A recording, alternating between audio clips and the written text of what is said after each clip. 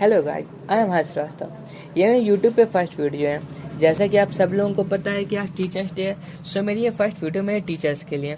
Guys, मैं आप लोगों को आज की वीडियो में एक कहानी सुनाने वाला हूँ। ये कहानी है एक लड़के रोहन की। रोहन एक बहुत ही होनहार और होशियार बच्चा था। उसके माता पिता की मृत्यु उसके बचपन में ही हो गई थी। जब वह मात्र 1 वर्ष का था तो उसके पढ़ाई लिखाई और देखभाल की सारी जिम्मेदारी उसके बाबा दादी की थी। धीमे धीमे रोहन बड़ा होता गया। उसके पढ़ाई लिखाई के खर्चे बढ़ने लगे और साथ ही साथ बाबा दादी बूढ़े होने लगे। हालात तब तक तो ठीक थे, मगर हालात तो तब बिगड़ गए जब उसके बाबा दादी के एक अकस्मात हादसे में मृत्यु हो गई। अब तो वह पूरा बेसहारा सा हो गया। तब उसके ताऊ ने उसे सहारा दिया और उसके देखभाल और पढ़ाई की जिम्मेदारी ले ली। उसके ताऊ का भी उसी के बराबर का एक बेटा था। रोहन उसके बेटे से पढ़ाई में कई ज़्यादा अच्छा था, तो धीरे धीरे रिश्तेदारों ने रोहन की बड़ाई करना शुरू कर दी। उसके ताऊ को उसके तारीफ से चुभन सी होने लगी। धीरे धीरे उसके ताऊ ने उसके पढ़ाई लिखाई में कंजूसी करना शुरू कर दी। अब उसके ताऊ ने उसे पढ़ाई के लिए बुक्स कॉपी दिलवाना बंद कर दिया ताकि वह पढ़ाई में कमज़ोर हो जाए। तो रोहन ने दोस्तों से कॉपी बुक्स मांग के पढ़ना शुरू कर दिया। अब वह फिर से अपने कक्षा में प्रथम आने लगा।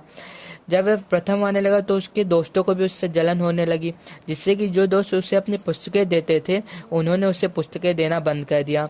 अब रोहन के पास कोई उपाय नहीं बचा था।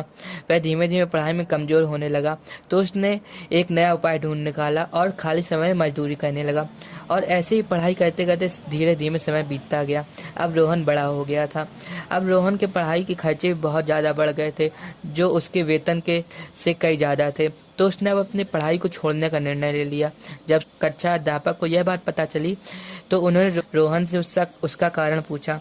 उसकी कक्षा अध्यापक का हमेशा से ही मानना था कि वह कुछ बड़ा करके दिखाएगा, और उनका बस एक ही सपना था, एक मोटरसाइकिल, जिसके लिए उनने सालों से पैसे इकट्ठा किए थे। जब उन्हें पता चला कि रोहन पैसों की कमी की वजह से पढ़ाई छोड़ रहा है, तो उन्होंने अपने सारे इकट्ठा किए पैसे उसको दे दिए और पढ़ाई के लिए उसे शहर भेज दिया।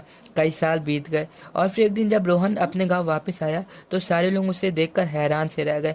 वह अब बहुत अमीर हो चुका था और वह खाली हाथ नहीं आया था। वह अपने कक्षा अध्यापक के लिए एक ऐसी BMW कार लेके आया था जिसके बारे में सोचना उसके कक्षा अध्यापक के बस की बात नहीं थी।